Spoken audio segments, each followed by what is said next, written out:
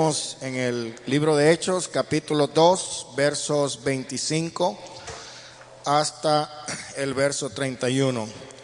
Porque David dice de él: vi al Señor siempre delante de mí, porque está a mi diestra, no seré conmovido.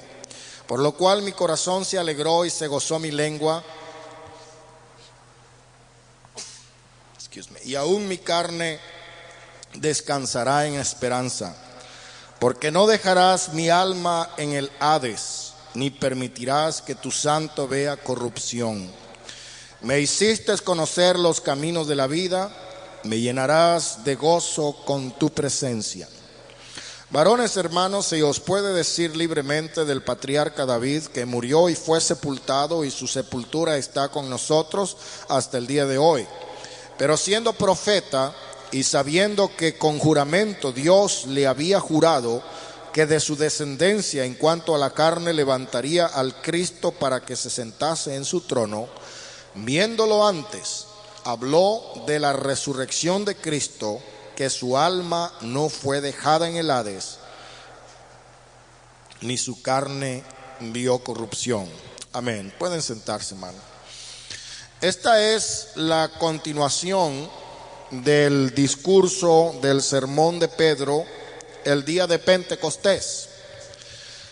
Para refrescar y para recordar un poco, hermanos, estuvimos hablando acerca del sermón que Pedro pronunció después que una gran multitud de personas se reunieron, se convocaron a causa del escándalo, del estruendo, de la multitud que estaba hablando en otras lenguas y glorificando a Dios. Y se reunieron allí acusándolo de que estaban borrachos, pero el siervo de Dios, Pedro, se levantó y rechazó la acusación de que estaban borrachos, e inmediatamente enfatizó el tema del cumplimiento de la profecía de Joel, donde hablaba acerca del derramamiento del Espíritu Santo en los postreros días, o en la última dispensación, o en la siguiente dispensación. Estuvimos hablando acerca de esto e incluimos también la última vez un resumen acerca de la vida, del poder del Señor con su muerte y su resurrección. Y uno de los temas de mayor controversia y de mayor importancia era el tema de la resurrección de Cristo. Es tan importante que posteriormente el apóstol San Pablo dijo que si Cristo no hubiese resucitado, vana resultaba nuestra fe, porque aún estaríamos todavía en nuestros delitos y pecados. Lógicamente que entre todos los oyentes habían personas que eran de la secta de los fariseos y de la secta de los saduceos. Y los saduceos no creían en la resurrección. Entonces a ellos se les hacía más difícil todavía creer que el Señor Jesús había resucitado. Cuando introdujimos el libro de los Hechos, mencionamos que el escritor Lucas enfatiza las pruebas indubitables de la resurrección de Cristo, diciendo, asegurando que había aparecido vivo a muchos de sus discípulos. Ahora, a continuación, en su discurso, después de haber presentado el poder de Dios y de haber dicho Jesús Nazareno, varón aprobado por Dios, con maravillas, con prodigios, con señales, este fue entregado por el determinado consejo o por la determinada voluntad de Dios y el anticipado conocimiento de Él. A Él prendisteis y matasteis. Aquí los está haciendo responsables. Está haciendo responsables a todos los judíos. Yo no sé cuántas personas estaban el día que le ofrecieron escoger entre Barrabás y Jesús. Había mucha gente, pero esa gente en cierta forma era representativa de todo el pueblo judío, de todo el pueblo de Israel, porque no estaban todos. Pero cuando le dieron a escoger, cuando Pilato le dijo: yo acostumbro por esta fecha soltarles un preso, y le dio a escoger entre Barrabás y Jesús, ellos prefirieron escoger a Barrabás. Y cuando les preguntó: ¿y qué queréis que haga con este que llaman Jesús Nazareno, rey de los judíos?, inmediatamente gritaron: crucifícale, crucifícale, crucifícale. La crucifixión era la pena capital que existía en el derecho romano para los extranjeros. Ningún romano podía ser sacrificado por crucifixión. Y es por esa razón que Pablo no fue crucificado. La manera como Pablo fue asesinado fue por medio de decapitación, es decir, le cortaron la cabeza, porque no estaba permitido por el derecho romano de crucificar a un romano. Pero dice aquí el apóstol Pedro que ustedes le entregaron en las manos de los inicuos y de los impíos para que le crucificaran. Y lo está haciendo responsables. Y hermanos, y acá de este lado de los océanos muchas veces decimos: los judíos fueron los que crucificaron a Cristo. Inclusive en ese movimiento que tal vez ustedes han oído de las 3K, que llama KKK, que es el Ku Klux Klan, una de las cosas que ellos enfatizan es que odian a los judíos porque crucificaron a Cristo, y odian a los negros porque son malditos por Dios, y odian a los católicos porque son papistas. Esos son tres de los grupos étnicos que persiguen el grupo de los KKK o Ku Klux Klan. Y todavía hay muchos que tienen la idea que los judíos fueron los que crucificaron a Cristo. Pero habíamos recordado también que el Señor mismo fue el que dijo: yo para esto he venido. Yo tengo poder para poner mi vida y para volverla a tomar. Entonces es donde introduce también en el verso 24 el apóstol Pedro, que dice: el cual Dios levantó. Una de las cosas que debemos entender, hermano, muy claramente, es la naturaleza doble de la persona de Cristo. Porque si no entendemos la naturaleza doble de la persona de Cristo, nos vamos a confundir cuando se habla del Dios Padre y del Hijo y decimos: ajá, ahora sí, aquí están las dos. Pero cuando entendemos que la naturaleza de Cristo es doble, porque Él es Dios manifestado en carne, cuando hablamos de Dios, estamos hablando de la naturaleza divina. Y cuando estamos hablando del Hijo del Hombre, estamos hablando de la naturaleza humana. En Cristo se mezclaron estas dos naturalezas en una forma total. La Biblia dice que en Él habita corporalmente toda la plenitud de la divinidad. Jesús estaba representando humanamente todo el poder de la divinidad. Por eso Él también dijo en otra oportunidad: toda potestad me ha sido dada arriba en el cielo y en la tierra. Y el único que es todopoderoso, del cual habla también el libro de Apocalipsis, que lo llama el que es, el que era, el que ha de venir, el todopoderoso, también se le llama Rey de Reyes y Señor de Señores. De manera que no hay ninguna duda en cuanto a quién era Cristo. Pero tenemos que ver que Dios no murió, Dios no derramó sangre. El que murió y derramó sangre fue Jesucristo hombre. Entonces el poder de Dios, Él mismo dijo: yo tengo poder para tomar mi vida, para poner mi vida y para volverla a tomar. Él dijo: destruyan este templo y en 3 días yo lo edificaré. Cuando habla la Biblia de que Dios levantó a Cristo de entre los muertos, no se está refiriendo a 2 personas diferentes, se está refiriendo a 2 naturalezas diferentes. Ahora, en el verso 25 nosotros vamos a encontrar una profecía de David. David compuso muchos salmos. Sin embargo, él no es considerado como un profeta, a pesar de que en sus salmos, inspirados por el Espíritu Santo, hay mucha profecía.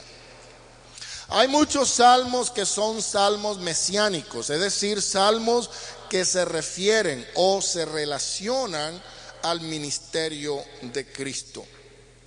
En el Salmo 16 y en el Salmo 16 y el verso 8 al verso 10, vamos a encontrar estas palabras que son las que repitió. Salmo 16, estoy en Job, perdón. Salmo 16. Ahora sí. En el capítulo 8, Salmo dice, en el verso 8, dice: a Jehová he puesto siempre delante de mí, porque está a mi diestra, no seré conmovido. Se alegró por tanto mi corazón y se gozó mi alma, y mi carne también reposará confiadamente. Porque no dejarás mi alma en el Seol, ni permitirás que tu santo vea corrupción. Aquí nosotros encontramos una profecía acerca de la resurrección del Mesías. La palabra Mesías y la palabra Cristo significa la misma cosa.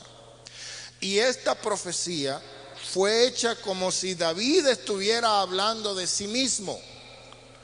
El que lee aparentemente esta escritura entiende que David estaba diciendo que Dios, Jehová, le había dado la promesa de que su carne no vería corrupción, y por lo tanto aparentemente se refería a él personalmente. Pero Pedro explicó que no podía haber estado hablando de sí mismo, por cuanto él había muerto y todavía estaba muerto y lo habían enterrado por muchos años.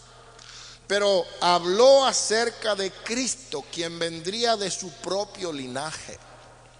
Hay algo que la Escritura nos revela, y es que Cristo es raíz y linaje de David. En otras palabras, la Biblia dice que Jesús, por la vía de la carne, por la vía natural, él nació del linaje de David, de la casa de Judá, del pueblo de Israel. Por eso en Romanos capítulo 9 dice: de los cuales son los patriarcas, de los cuales según la carne vino Cristo. Él según la carne vino de la descendencia de Isaac, de Jacob, de Judá, de David. Pero entonces, si es descendiente de David, como lo aceptaron cuando él se presentó en Jerusalén y decían, le llamaban hijo de David, y él lo aceptó porque en realidad lo era. Pero por otra parte, la Escritura nos da a entender que David procedía del linaje de Cristo. Es una cosa humanamente incomprensible. Usted no puede ser nieto de su abuelo y al mismo tiempo abuelo de su abuelo. ¿Entienden? Pero acuérdense que la palabra del Señor dice que antes que Abraham fuese, antes que Abraham hubiese nacido, antes que Abraham apareciera en la tierra, dice Jesús: yo soy. ¿Qué quiere decir con eso?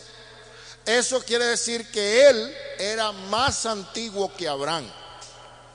Y le dijeron los judíos: tú no tienes ni siquiera 50 años de edad y tú dices que conoces a Abraham y que Abraham se gozó de ver tu día. ¿Cómo es eso? Tú estás loco. Pero él le dijo: antes que Abraham fuese, yo soy. De manera que Jesús es descendiente de David según la carne, pero también es la raíz, lo que quiere decir el primero de todos, del cual salió también David, porque Dios crió al hombre y del hombre se desarrolló unas generaciones y llegó hasta el tiempo de David. Por eso era el hijo prometido de David de quien se estaba hablando. En el Salmo 89, en el capítulo 3, en el verso 3, perdón, del Salmo 89,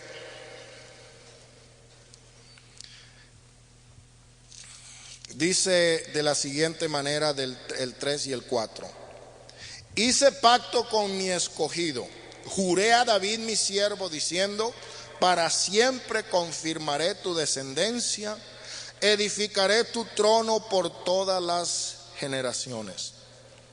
Bueno, aquí podemos decir: el Señor fracasó, el Señor no cumplió. ¿Por qué?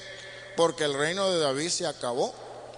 Después de David vino Salomón, y después de Salomón se dividió el reino entre Roboam, hijo de Salomón, y Jeroboam, y la mayoría se fueron con los enemigos de la casa de David. Se dividió el reino del norte, Israel, el reino del sur, Judá. Y hermanos, de ahí en adelante comenzó a haber problemas. Hoy en día el reinado de la casa de David hace mucho tiempo que fue abolido. La dinastía davídica fue abolida. Sin embargo, el pacto es perpetuo, porque aquí dice: porque para siempre será edificada la casa, edificada misericordia, en los cielos mismos afirmarás tu verdad. Hice pacto con mi escogido y juré a David. Hermano, cuando Dios jura, no hay forma de romper ese juramento. Y si Él juró entonces que su casa sería permanente, Él no estaba hablando de un reino terrenal. Por eso Jesús dijo: mi reino no es de este siglo, mi reino no es de este mundo. Él estaba hablando de un reino diferente. Pero llegará el día cuando se ha cumplido ya parte de la promesa, cuando dijo el Señor a Abraham: de tu descendencia serán benditas todas las naciones de la tierra, y todas las generaciones, dice aquí, edificaré tu trono por todas las generaciones, por toda la eternidad. De manera que no va a ser un descendiente biológico o natural de David el que sea rey, sino que va a ser el Hijo de Dios que descendió de la familia de David, el cual tendrá el reino eterno y será Rey de reyes y Señor de señores. Y aquí se está refiriendo a la persona de Cristo. Y luego explica también y dice que su alma no quedaría en el Hades. La palabra Hades en la escritura habla acerca de lo que se conoce también como el lugar de los espíritus desincorporados. Algunas personas preguntan: bueno, ¿y a dónde van los muertos después que se mueren? Y hay muchas doctrinas en cuanto a eso.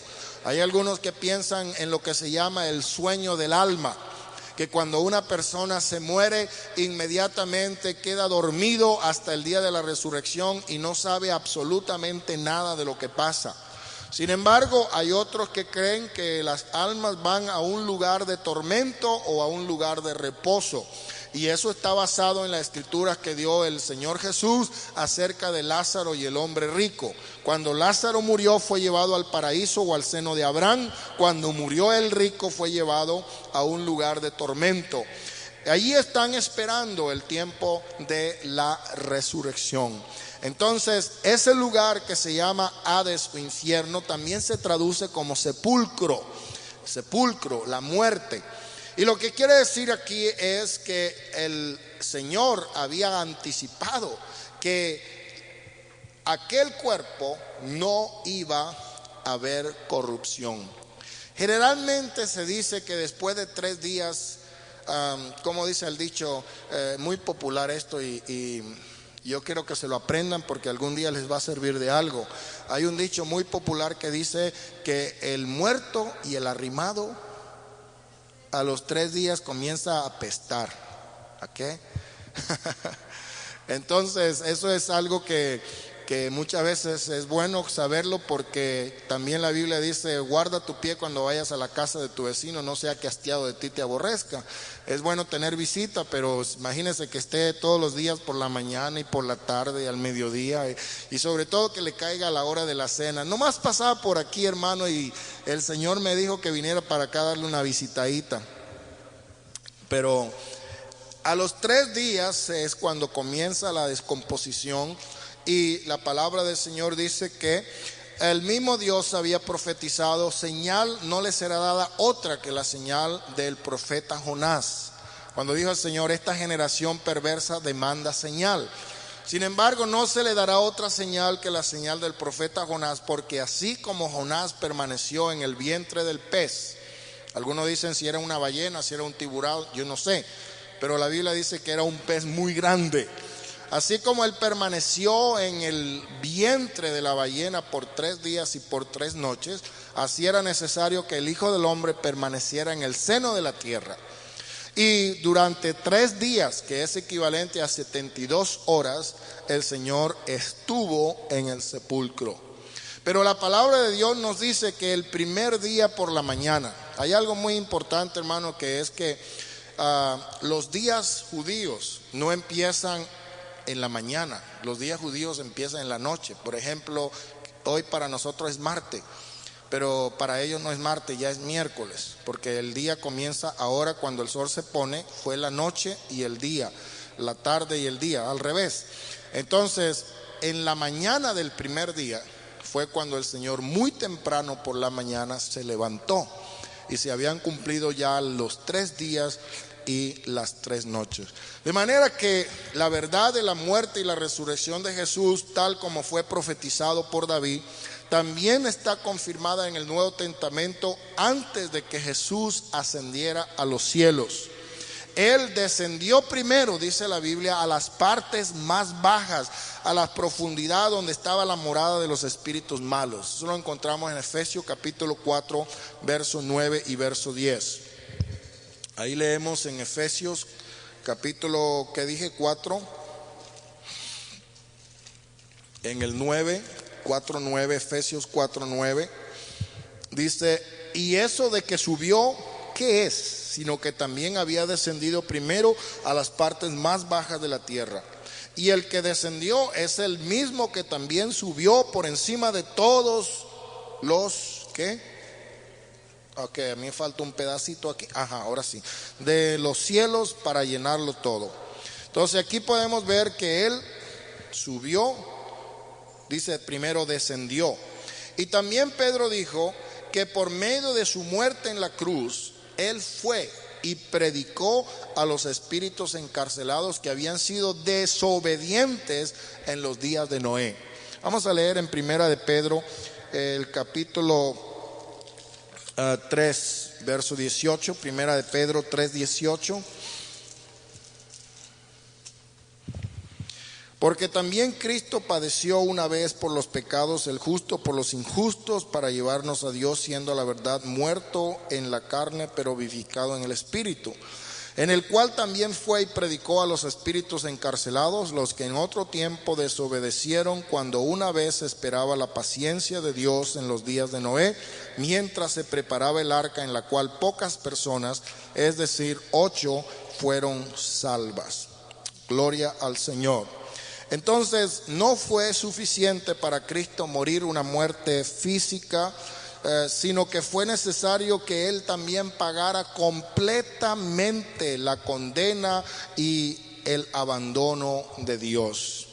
Sin embargo, Jesús fue al Hades. ¿Qué es el Hades? Es el lugar de los espíritus desincorporados, y allí en el Hades Él fue por nosotros, pero porque Él no había pecado personalmente, no podía quedarse allí, sino que salió se llevó las llaves de la muerte y del Hades, subió victorioso sobre la misma muerte, y el sepulcro y el Hades salió victorioso y tomó el aguijón de la muerte física por todos aquellos que creen y obedecen el mensaje de su evangelio. Leamos en el libro de Primera de Corintios capítulo 15. Primera de Corintios capítulo 15 en el verso 50. 15:50 dice así: pero esto digo, hermanos, que la carne y la sangre no pueden heredar el reino de Dios, ni la corrupción heredará incorrupción. He aquí os digo un gran misterio: no todos dormiremos, pero todos seremos transformados en un momento, en un abrir y un cerrar de ojos, a la final trompeta, porque se tocará la trompeta y los muertos serán resucitados incorruptibles y nosotros seremos transformados, porque es necesario que esto corruptible se vista de incorrupción y esto mortal se vista de inmortalidad. Y cuando esto corruptible se haya vestido de incorrupción y esto mortal se haya vestido de inmortalidad, entonces se cumplirá la palabra que está escrita: sorbida es la muerte en victoria. ¿Dónde está, oh muerte, tu aguijón? ¿Dónde, oh sepulcro, tu victoria? Ya que el aguijón de la muerte es el pecado y el poder del pecado la ley, mas gracias sean dadas a Dios, que nos da la victoria por medio de nuestro Señor Jesucristo.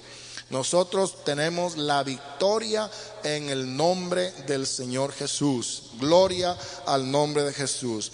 Vamos ahora a mirar, hermanos, en esta profecía, pues el mensaje de la resurrección de Cristo.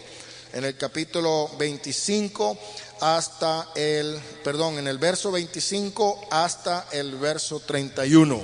Él concluye diciendo: varones hermanos, se os puede decir libremente del patriarca David, que murió y fue sepultado, y su sepultura está con nosotros hasta el día de hoy. Pero siendo profeta, acuérdese, siendo profeta, y sabiendo que con juramento Dios le había jurado que su descendencia en cuanto a la carne levantaría al Cristo para que se sentase en su trono, viéndolo antes, habló de la resurrección de Cristo, que su alma no fue dejada en el Hades, ni su carne vio corrupción. ¿Qué estaba haciendo el apóstol Pedro aquí? En este mensaje lo que él estaba era enfatizando tanto a los fariseos como a los saduceos la resurrección de Cristo.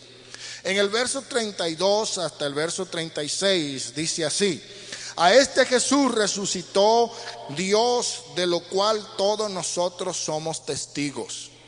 Así que, exaltado por la diestra de Dios y habiendo recibido del Padre la promesa del Espíritu Santo, ha derramado esto que vosotros veis y oís. Porque David no subió a los cielos, pero él mismo dijo: dice el Señor a mi Señor, siéntate a mi diestra hasta que ponga a tus enemigos por estrado de tus pies. Sepa pues ciertísimamente toda la casa de Israel, que a este Jesús, a quien vosotros crucificasteis, Dios le ha hecho Señor y Cristo. Aquí podemos ver que Pedro tuvo la capacidad, el coraje, la valentía de pararse a testificar.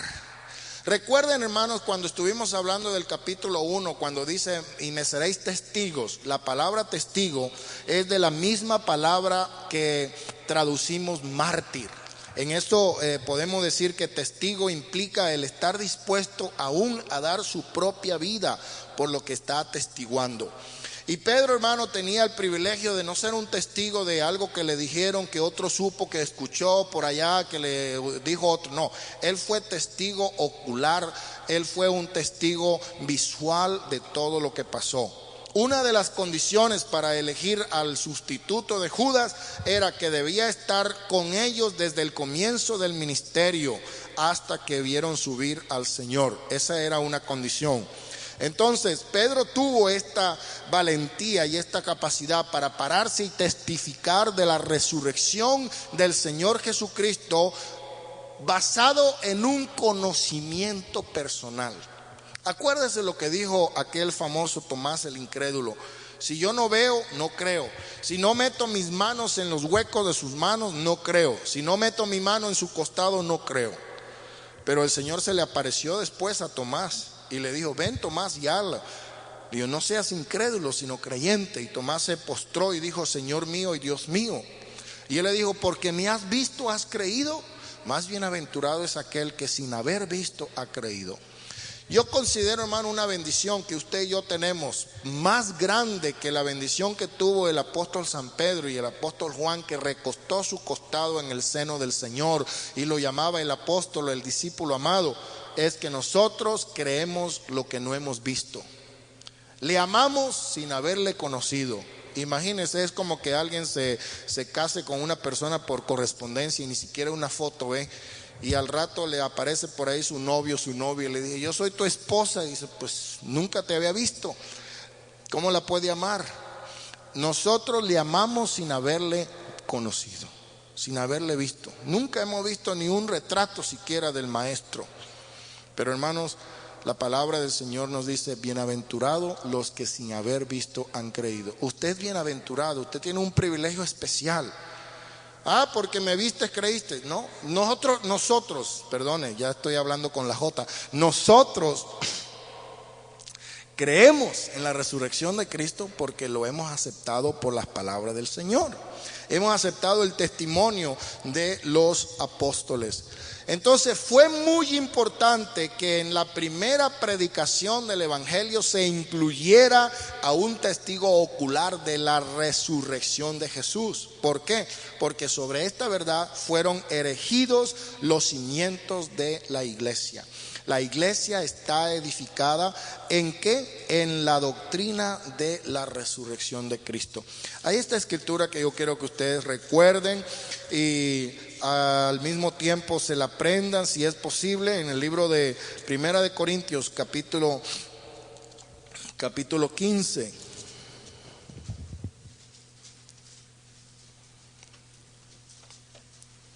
En el capítulo 15 todo habla acerca de la resurrección de Cristo, y del verso 12 al verso 19 habla acerca de la importancia de la resurrección de Cristo.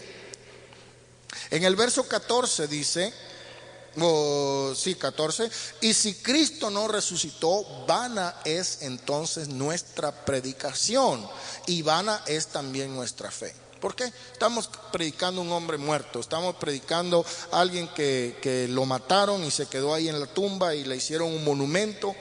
Pero dice aquí él: y somos hallados falsos testigos de Dios, porque hemos testificado que Dios le resucitó a Cristo, estáis en vuestros pecados.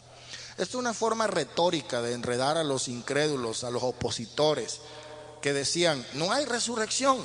Pero si no hay resurrección, Cristo no resucitó, y si Cristo no resucitó, vana es nuestra fe.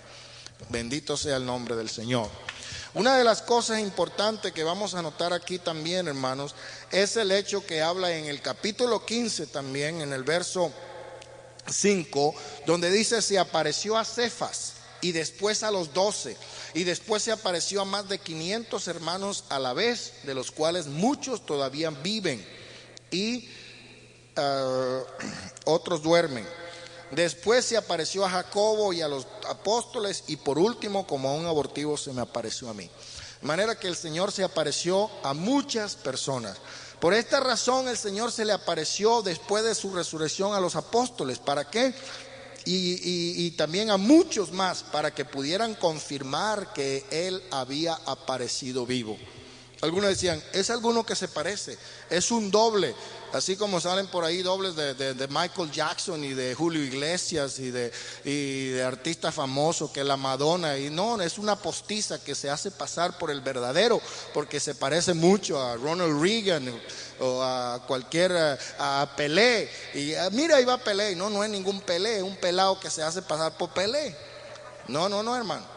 Cristo era real. Él dijo: vengan, miren que yo no soy un fantasma, no soy una ilusión óptica, soy algo real. La resurrección de Cristo fue confirmada y fue testificada por muchas personas. Y después de dar su testimonio, vamos acerca del conocimiento personal de la resurrección de Jesús. Pedro testificó el resultado de la muerte, de la resurrección y de la ascensión de Jesús. Y él dice, por su muerte Jesús hizo la expiación de los pecados. ¿Qué significa la expiación? Expiar significa perdonar. Entonces, ¿por medio de qué? Por medio de su muerte, Jesús expió, pagó el precio por la expiación por los pecados de todas las personas que en él creyeren. Y por su resurrección, él se ganó el derecho de darnos el don de la vida eterna. Esto es algo muy importante que encontramos en el libro de los Efesios, en el capítulo 6. No es el capítulo 6. Es en Romanos capítulo 6, perdón. En el libro de Romanos capítulo 6.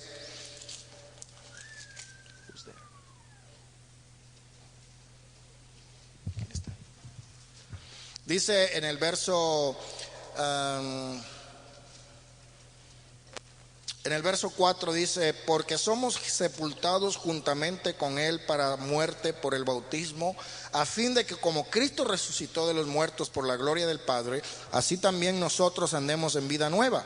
Porque fuimos plantados juntamente con él en la semejanza de su muerte, así también lo seremos en la de su resurrección. De manera que así como Cristo resucitó, si él no hubiese resucitado, tampoco nosotros resucitaríamos. Pero como él es las primicias, entonces nosotros tenemos la promesa de la vida eterna por medio de su resurrección. El Señor murió, en su muerte pagó la expiación por nuestros pecados. En la resurrección se ganó el derecho de darnos la vida eterna y ascendió a los cielos. ¿Para qué? Para derramar la promesa del Espíritu Santo. Acuérdense que él dijo, a ustedes les conviene que yo me vaya, porque si yo no me voy, el Consolador no va a poder venir. Ahora, en estos momentos yo estoy en medio de ustedes, pero luego vendré y estaré adentro de ustedes. Esa es la promesa de Dios, es la promesa del Espíritu Santo. Y cuando él ascendió, a los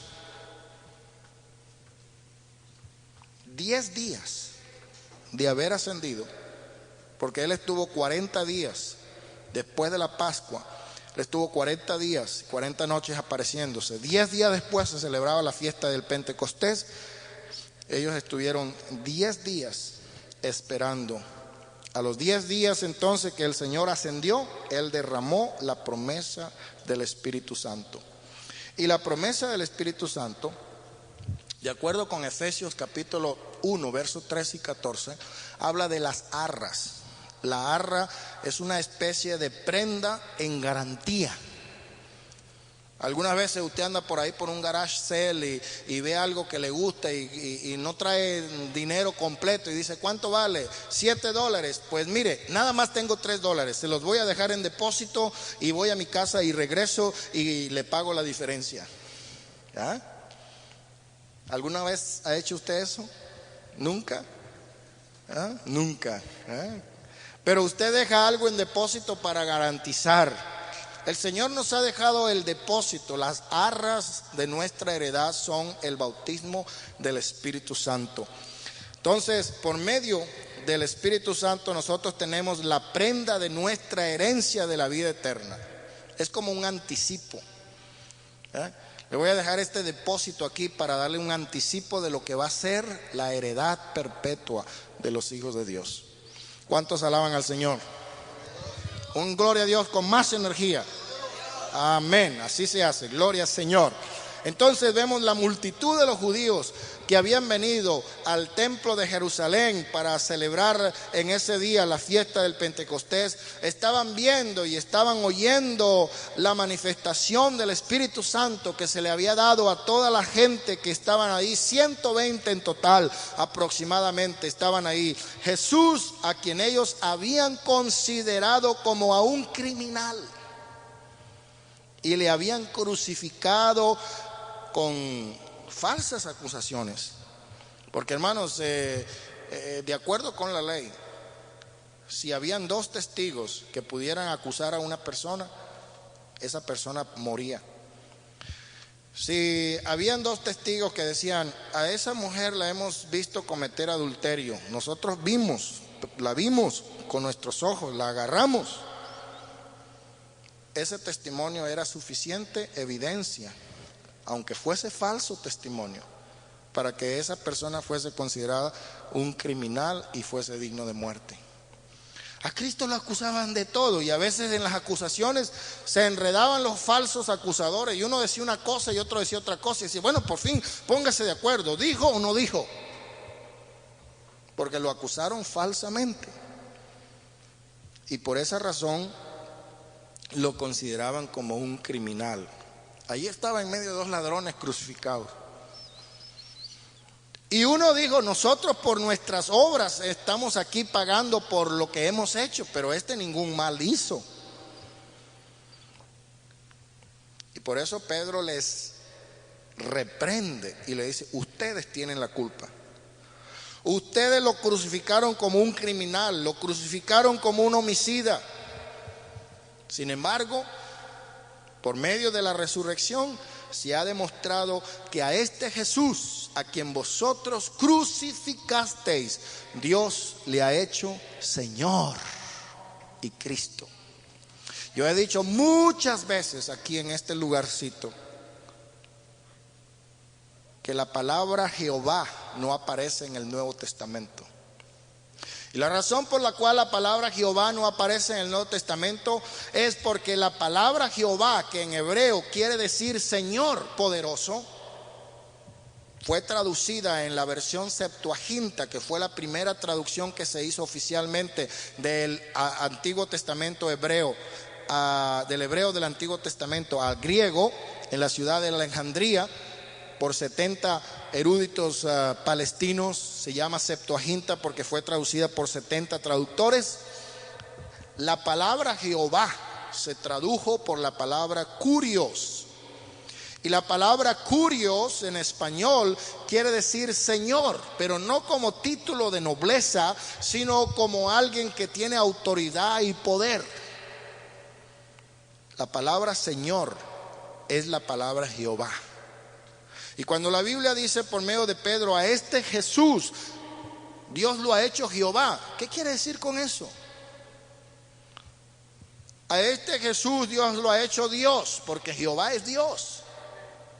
Jehová es el Dios del Antiguo Testamento. Pero lo que está diciendo es, por medio de la resurrección de Jesús, ahora se ha comprobado y se ha demostrado que este Jesús es verdaderamente Dios.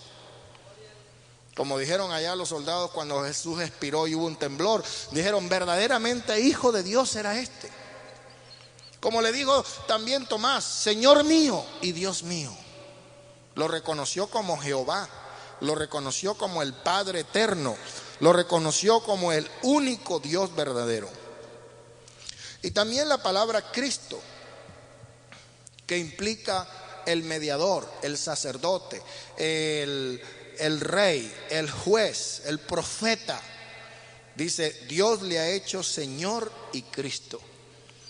Hay algunos que empiezan a tratar de buscar gramaticalmente algunas distorsiones en el nombre del Señor y dicen, bueno, pues que es Jesús, Cristo, si para allá y para acá. Pero hermanos, si podemos complementar el nombre del Señor en esta dispensación hermosa de gracia, tenemos que Él es Señor, Él es Jesús y Él es Cristo. Y yo personalmente, hermanos, por algo muy personal, siempre he tenido preferencia por referirme a Él como el Señor Jesucristo. Por dos razones. La primera razón es porque a media cuadra de mi casa había un señor que tenía una bodega, una tienda de abarrotes, y él se llamaba Jesús, porque la mitad de los hispanos se llaman Jesúses y la otra mitad se llama María y la otra mitad se llama José. Entonces, entre José, Jesús y María hay 90% de todos los hispanos. El resto son Guadalupe y qué sé yo.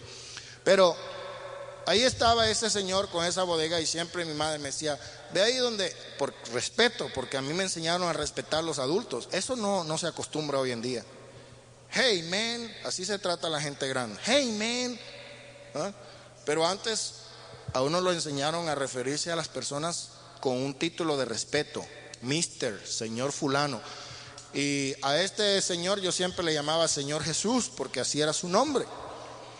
Y entonces mamá decía que vaya ahí donde el Señor Jesús y me trae 1 kilo de azúcar, y vaya donde el Señor Jesús y me trae 1 litro de aceite, y vaya donde el Señor Jesús y me trae leche. Y yo iba, Señor Jesús, que dice mi mamá que le mande leche. Entonces es diferente cuando nos referimos a Él como Jesucristo. Él es el Señor único, el único que se puede llamar Jesús Cristo. No hay otro. Y si hay otro es falso, pero uno solo es el verdadero Señor Jesucristo. A este Jesús a quien vosotros crucificasteis, Dios le ha hecho Señor y Cristo. Ahora, hay una cosita importante aquí antes que se nos escapó, que dice, porque David no subió a los cielos, pero él mismo dice, dijo el Señor a mi Señor, siéntate a mi diestra hasta que ponga a tus enemigos por estrado de tus pies. Esto es interesante, muy interesante. Porque no está hablando aquí que David iba a tener a todos sus enemigos, los filisteos y todos los feos, saduceos, filisteos, eteos, todos los feos, los iba a tener debajo de sus pies. Pero se está refiriendo al Señor Jesús. Porque mire, en el libro de Primera de Corintios, capítulo 15, verso 24 dice, luego el fin, cuando entregue el reino al Dios y Padre, cuando haya suprimido todo dominio y toda autoridad y potencia, porque preciso es que Él reine hasta que haya puesto a todos sus enemigos debajo de sus pies. Y el postrer enemigo que será destruido es la muerte. Entonces, no es David el que va a sujetar a sus enemigos por estrado de sus pies, es el Señor Jesús el que va a sujetar a sus enemigos por debajo de sus pies y la muerte será destruida. ¿Cuántos alaban al Señor? Isaías profetizó que cuando el Señor Jehová Dios llegara a hacer la salvación de los hombres, ellos sacarían con gozo aguas de la fuente de la salvación y le cantarían alabanzas a Él. Vamos a leerlo en el libro de Isaías capítulo 12. Isaías capítulo 12. Dice, en aquel día dirás, cantaré a ti, oh Jehová, pues aunque te enojaste contra mí, tu indignación se apartó y me has consolado. He aquí, Dios es salvación mía, me aseguraré y no temeré, porque mi fortaleza y mi canción es Jehová, quien ha sido salvación para mí. Sacaréis con gozo aguas de las fuentes de la salvación y dirás en aquel día, cantad a Jehová, aclamad su nombre, haced recordar que su nombre, haced célebres en los pueblos sus obras, recordad que su nombre es engrandecido, cantad salmos a Jehová porque ha hecho cosas magníficas, si ha sabido esto en toda la tierra, regocíjate y canta, oh moradora de Sión, porque grande es en medio de ti el Santo de Israel. El ángel también le dijo a José, su nombre será llamado Jesús, Jehová Salvador, porque Él salvará a su pueblo de sus pecados. Eso está en Mateo capítulo 1 y verso 21. Y también dijo que les daría la esperanza de la vida eterna en Juan 6:40. Hermanos, Él fue entregado para que muriera en la cruz del Calvario por nuestros pecados y así pudiera también levantado de la muerte para nuestra justificación. Ahora Jesús, por su muerte y por su resurrección, restauró nuestra heredad, restauró nuestra herencia de la vida eterna, la cual habíamos perdido por medio del pecado de Adán. Y así juntamente con el regalo de la vida eterna, Él también nos dio muchas otras promesas y beneficios para que nosotros lo disfrutemos en esta vida y también en la venidera. ¿Cuántos alaban al nombre del Señor? Ahora, más adelante, vamos a mirar cuál fue el resultado del mensaje de Pedro. ¿Cuál fue el resultado? Cuando él dijo: sepa pues ciertísimamente toda la casa de Israel que a este Jesús, a quien vosotros crucificasteis, Dios le ha hecho Señor y Cristo. El verso 37 nos habla acerca del resultado del mensaje. En realidad, hermanos, para resumir lo que Pedro predicó en el día de Pentecostés, él habló acerca de la muerte, la sepultura y la resurrección de Jesucristo. Dijimos anteriormente que eso es lo que se llama el querigma, el mensaje evangélico: la muerte, la sepultura y la resurrección de Cristo. Las buenas nuevas, las buenas noticias del evangelio. Y cuando ellos escucharon estas palabras, se compungieron de corazón. ¿Qué les hizo compungirse de corazón? El Espíritu Santo los tocó.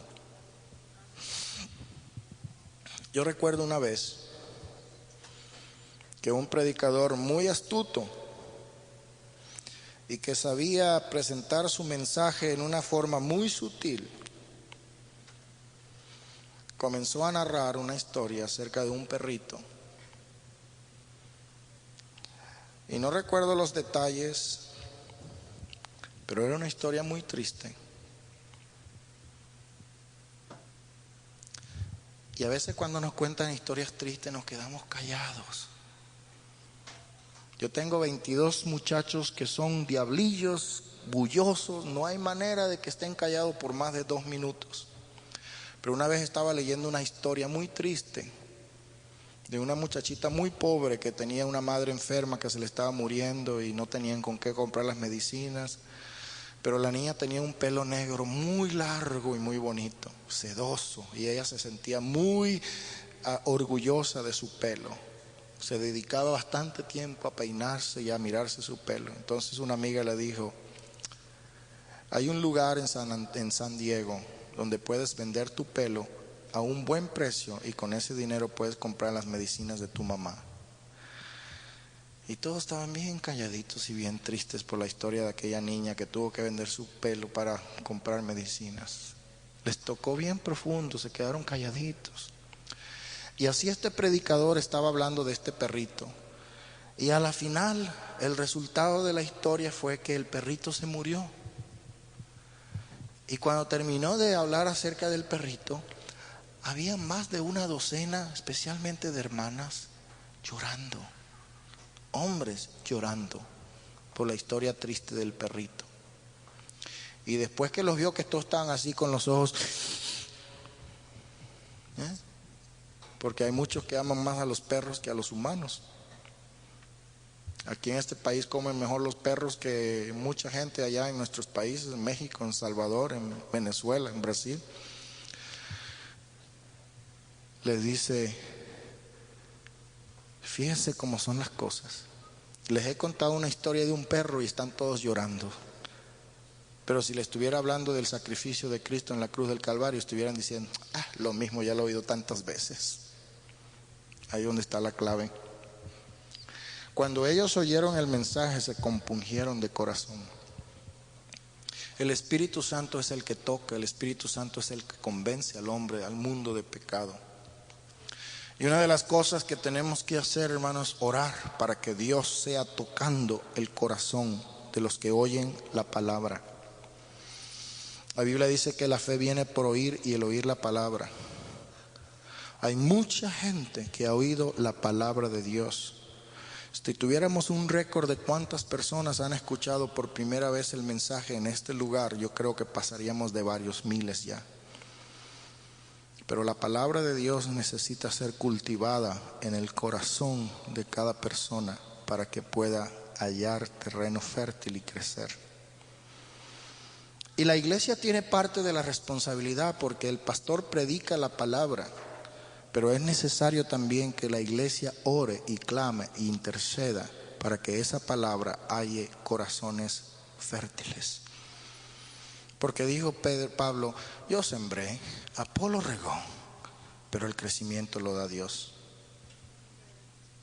Pero es necesario que la iglesia interceda a favor de aquellos que oyen. Es necesario que la iglesia desarrolle un poquito de relaciones públicas y se dedique más a atender a la gente que llega para visitar y para tratarle de saber quiénes son, cómo se llaman, dónde viven, y tratar no de hacerle un interrogatorio judicial como si estuvieran en la policía allá y dónde vive y cuál es su número de seguro social y su número de licencia y tiene seguro, ¿no? No somos policías, hay que ser prudentes.